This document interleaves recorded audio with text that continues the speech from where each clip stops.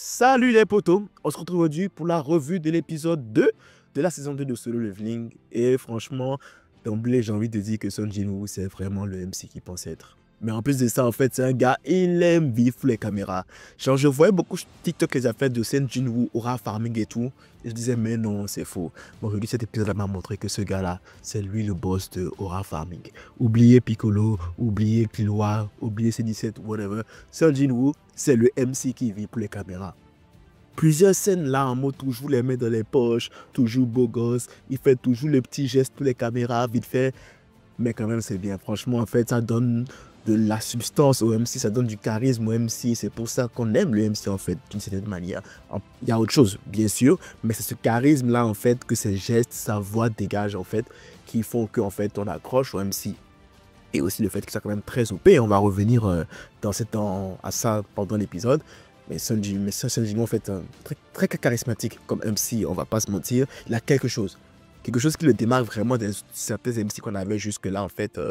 Puis tu sens que peu importe la situation en fait, il va toujours garder son cool. Il va toujours en fait être calme, posé, charismatique, badass. J'entends aucun moment en fait tu vas le voir paniquer. On dirait que le Son Jinwoo qui panique, qui a peur, on a laissé ça de côté avec la fin du premier ou du deuxième épisode de la saison 1, tu vois un peu. Après ce moment-là où en fait là ils sont W, c'est fini. On a un gars ultra bien, on a un gars ultra charismatique. Puis franchement en fait, il mérite toute la hype. Il mérite toute la hype en tout cas en tant que MC franchement.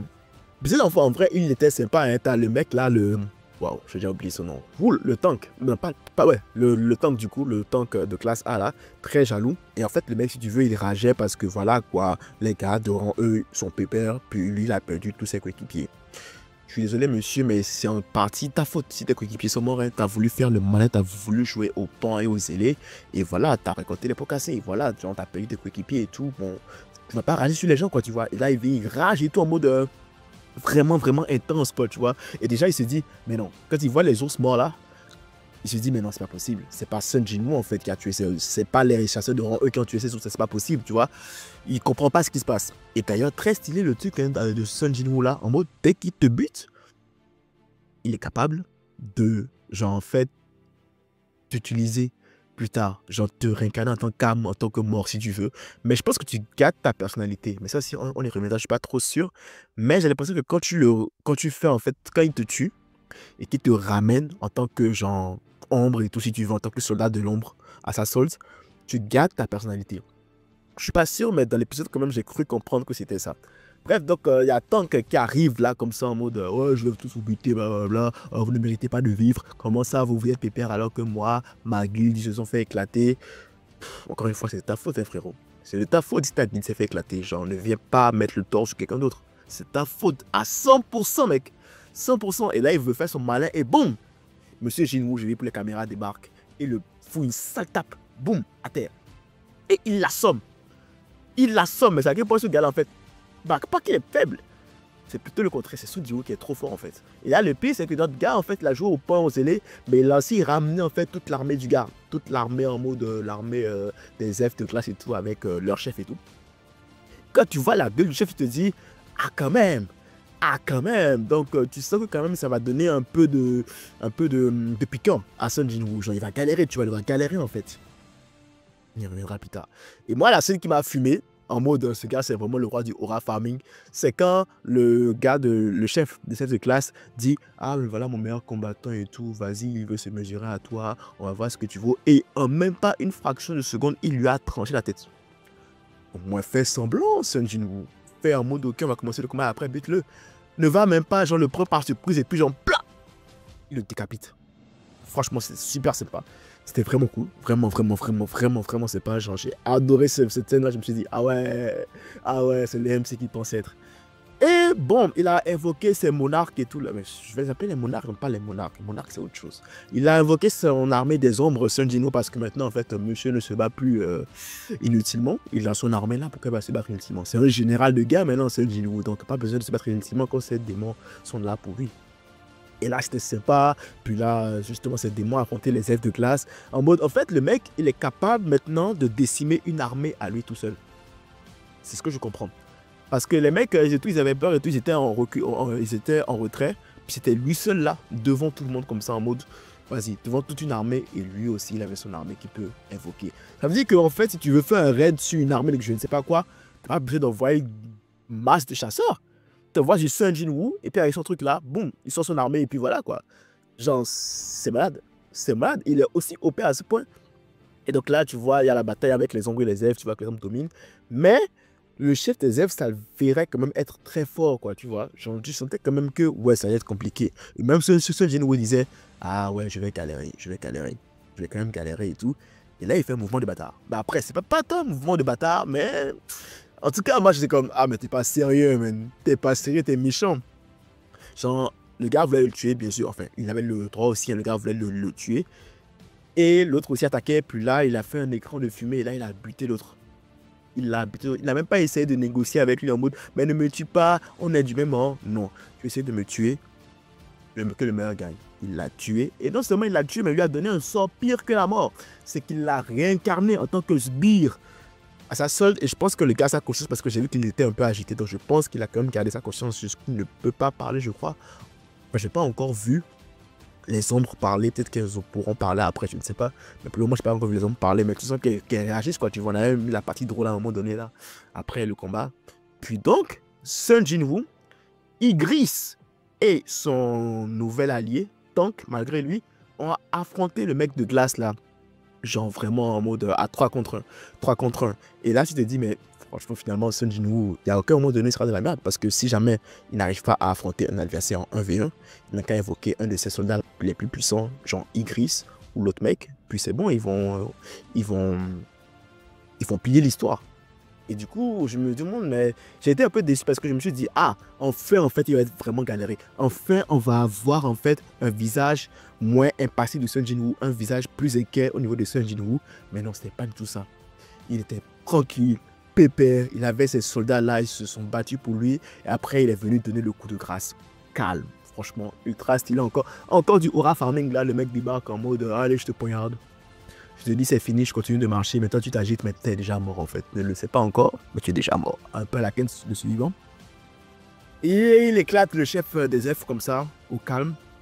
Et ils vont s'apprêter à sortir du portail. Sauf que de l'autre côté du portail aussi, apparemment, ça bougeait. Hein, ça bougeait un peu. Ça bougeait un peu. Il y avait Han Donso, je finis par retenir son nom, qui faisait un peu de grabuge en mode, voilà quoi, Sun Jinwoo, comment ça tu connais Sun Jinwoo, bla bla bla. Et il faisait un peu la misère quand je pense qu'un garde de rang S là, récupéré en mode, il était prêt à se battre presque là. Et puis tu as un mec qui est venu les calmer. Et là on disait ouais c'est un grand combat de rang S et tout. Et moi je me suis posé la question peut-être comme ça de savoir, est-ce qu'on traite les combats de rang S comme on traitait les combats les chevaliers d'or dans Saint Seiya en mode soit ils se battent pendant 1000 jours, soit les deux meurent. Est-ce qu'il y a un moment donné en fait où il y a peut-être un gars de rang S qui va être plus fort que l'autre et puis le tuer? Probablement, probablement. Je ne pense pas qu'ils vont le faire à la Saint Seiya où en principe, deux chevaliers d'or ne peuvent pas se... Genre, un chevalier d'or ne peut pas prendre le dessus sur un autre chevalier d'or parce que c'est juste quasi impossible. C'est pas comme s'il y a quelqu'un qui est peut-être un peu plus fort que les autres. Bref, c'est une parenthèse. Donc on arrive au moment où ben, le mec il s'en va, au calme, il s'en va. Et on sent quand même que le Hwang Donso là, en fait, c'est une grosse ordure en fait. Lui en fait, il aime ça tuer les gens. Il aime ça tuer de l'humain, c'est son passe-temps favori, il adore ça. Puis voilà. Mais malheureusement ou heureusement, il n'a pas croisé Sun Jinwoo quand Sun Jinwoo est sorti du portail. Et donc là, à la grande surprise du président justement de la guilde en question, son gars Tank n'est pas là. La plupart de ses chasseurs ne sont pas là. Il se dit, mais attends. Donc c'est les chasseurs de rang, eux là, qui ont réussi à clearer le donjon parce que techniquement, ils ont compris que le donjon a été genre nettoyé avec succès. Et il se dit, mais attends, c'est pas possible. C'est pas possible que ce soit ces gars-là, ces gars qui sont ressortis là, ces fous rien de rang, eux là, qui ont pu justement cleaner le donjon. C'est pas possible. Et là, il veut poser des questions à Sun Jinwoo et puis Sun Jinwoo lui dit, genre juste, on le fera une autre fois. Genre, laisse-moi tranquille. Et les gars se dit, bah attends, je suis quand même un gars influent. Comment il peut me parler comme ça? Et là, il veut lui mettre ce coup de pression à Sun Jinwoo. Toute pression en retour de Sun Jinwoo en mode, hey, je t'ai dit. Laisse-moi tranquille, ok? J'ai déjà sauvé les gars là. Laisse-moi tranquille, on en reparlera une autre fois. Et là, je pense que Sun Jinwoo disait quand même la diplomatie. Il lui a dit, écoute, j'ai quand même sauvé un peu de tes gars. Merci, c'est vraiment suffisant. Donc, il n'a pas mis un coup de pression en retour en mode, hey, si tu me touches, je vais te buter. Non, non. Il lui a dit, regarde, estime-toi déjà heureux. J'ai quand même sauvé la plupart de tes gars, tu devrais me remercier. Donc il a préparé les sentiments, il a dit, ah c'est vrai, c'est impoli de ma part. Assez gentleman quand même, le président de la guilde, là j'ai déjà oublié son nom. Et je sens que lui aussi ça va être un gros morceau quand même, ça va être un très gros morceau. J'avais tendance à le confondre avec l'autre mec qui a des lunettes et une armure qui tire du feu là, mais c'est clairement pas la même chose. Lui, apparemment, c'est un gars quand même assez bestial et l'autre, ça n'a rien à voir. Donc voilà, au calme comme ça, Sun Jinwoo s'en va, il va déposer la fille à la maison. Après avoir encore une fois cleané un donjon, au calme, tranquille, relax, genre tu vois, ça devient de la routine quoi, tu vois. Et l'autre va poser des questions justement au truc là, et là il dit, il me le faut. Il dit à son gars, au gars là, il me le faut. Sans moi, genre je veux que tu l'enrôles dans ma guilde. Il me le faut ce mec là, parce qu'il est trop bon. Et là je me pose la question de savoir, est-ce que Sun Jinwoo va entrer dans la guilde? Connaissant le personnage, du peu que je connaisse du personnage, je pense qu'il va refuser. Parce que c'est le genre de gars qui va quand même vouloir faire cavalier sur lui, faire ce truc lui-même et ne pas être sous la tutelle de quelqu'un. Après, peut-être que je peux me tromper qu'il y aura un plot twist et qu'après, finalement, il va rejoindre la guilde ou pas. Mais moi, je vois bien un cas où, en fait, il fait ce genre d'exploit qu'il a fait là avec plusieurs autres guildes. Puis finalement, après, toutes les guildes veulent se l'arracher. Finalement, il les envoie tous balader. Et il se dit, voilà, je vais quand même aller seul, quoi, tu vois. Très sympa comme épisode. Très sympa, en tout cas. L'animation, les graphiques, tout ça, c'est toujours très bien. Ouais, c'était génial.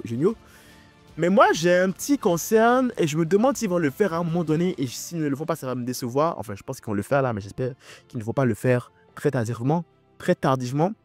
C'est nous expliquer en profondeur cette notion de système là. Et pourquoi est-ce que ce système là aurait choisi Sun Jinwoo?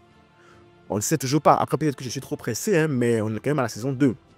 Le personnage est en train d'être établi. Je pense qu'il n'est pas encore à son prime là, clairement pas. Mais quand même, ce serait intéressant quand même comment on peut parler du système, quoi, tu vois. Qu'est-ce que c'est que cette notion de système?